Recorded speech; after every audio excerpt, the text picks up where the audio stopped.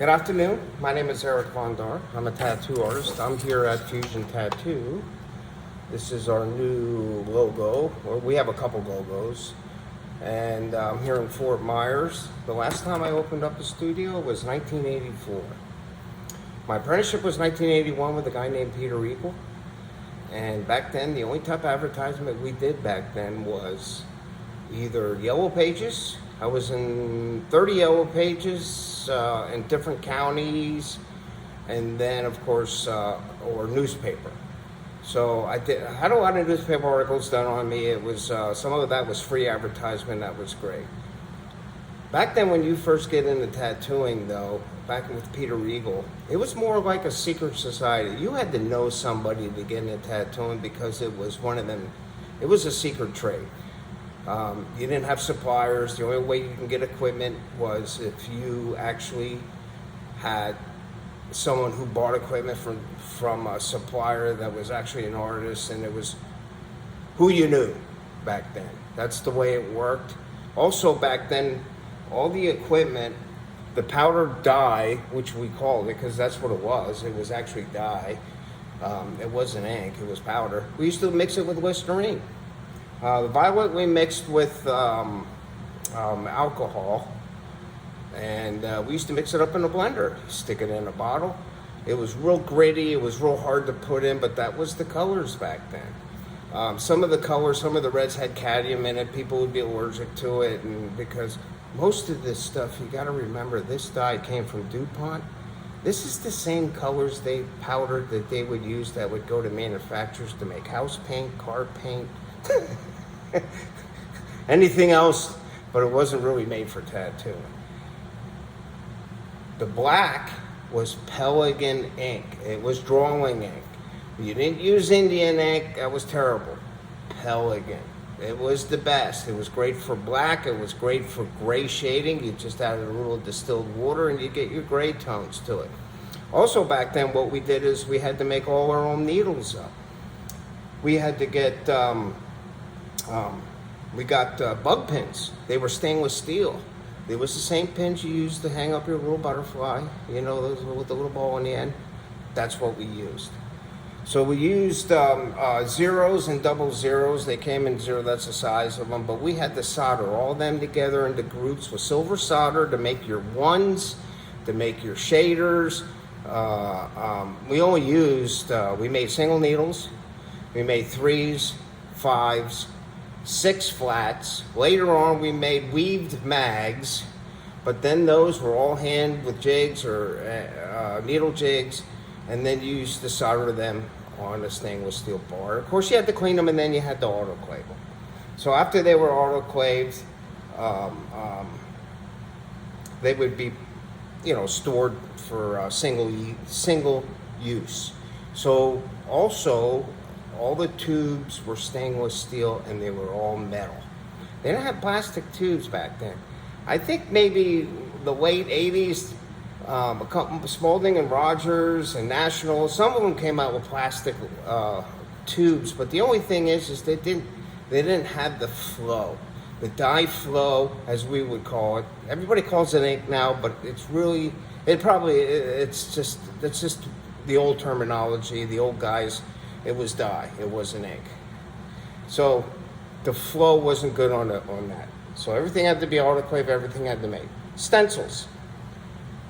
You didn't have thermal faxes back then, and you didn't have Epson inkjet printers. The Epson inkjet printers, it's just amazing. I mean, it's just amazing what kind of stencil you get.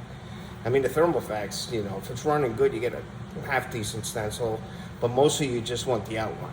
Now with the Epson, you can get shading and do whatever. It's just amazing. But like I was saying, when I first opened up, it was very difficult as it is what I'm experiencing today. I've been through this today. It's been 43 years since I opened up a tattoo shop.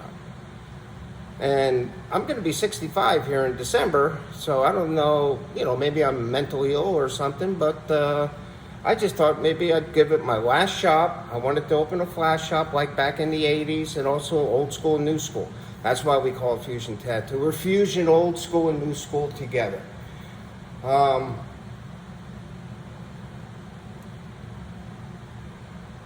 Acetate stencils is what we used back then. You had to use a Pinscribe. It's called a Pinscriber. It was a tool that actually had a needle in it, and you would actually cut grooves into what was called acetate plastic.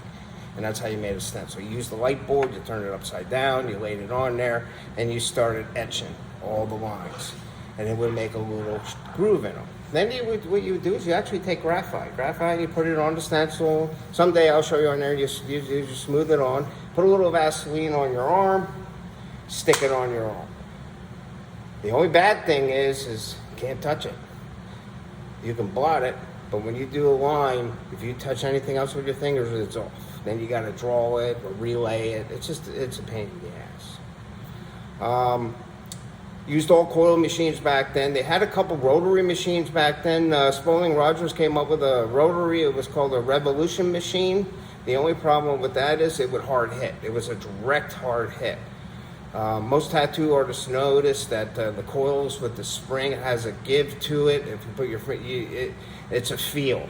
And you have to have a feel and a rhythm when you tattoo. And most of your tattoo artists will say, yeah. And if you don't get into that rhythm,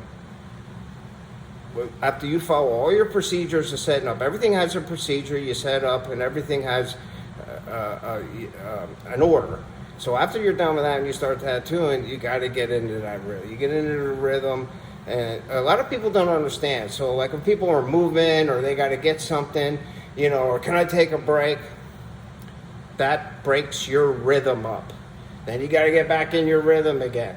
Now, the longer you're doing this, you get back to it quicker because you just get used to that. But in the beginning, it's a little bit tougher to get back into the rhythm. So I hope some of that information today will help you, and hopefully you come in and hopefully you come see me. And then I got a lot of designs, and I don't want to make this too long because I could tell you a story for, I don't know, we could be here 7 days. Maybe I could do a marathon in like 24 hours, you know, like some of the people. The other thing I just want to tell you that in the beginning, like I'm right now, it's tough. Business is tough. You could do everything you can do, and you still will not get super busy. You just want to get your bills paid in the beginning. You know, you eat bologna sandwiches, whatever you got to do. It's tough. It sucks. You got to be here. You got to wait. You got to put the hours in. You got to work nights. And it's tough. So hopefully some of you people come in, see me. And if you want any more stories, or any of you other tattoo artists want to know anything about back in the day, how we did things, I will tell you, because you got it easy now. You don't have to make needles. You don't have to do your stencils. You don't even have to cut stencils. You know, I mean, you don't have to make your dye. You don't have to find certain things that you want to use in tattooing because you don't need all that equipment. You don't need an ultrasonic. You don't need an autoclave. You know, you're talking some high-priced stuff back then because everything had to be clean, had to be autoclaved, had to be packaged. The artists today, though, the only thing with this business is it's oversaturated. I understand that. The internet technology did that. But you got some great artists. I mean, you got some guys that it's just amazing. The people out there's a lot of them amazing. So I'm the old school guy. You have any questions? I'm Eric Von Dar. I hope you come see me to get a tattoo. I need new shoes, so please, if you get a chance, give me a call, and I will help you. We got some good prices going on, so remember, Eric Von Dar, Elite Tattoo. And thank you, and have a good day.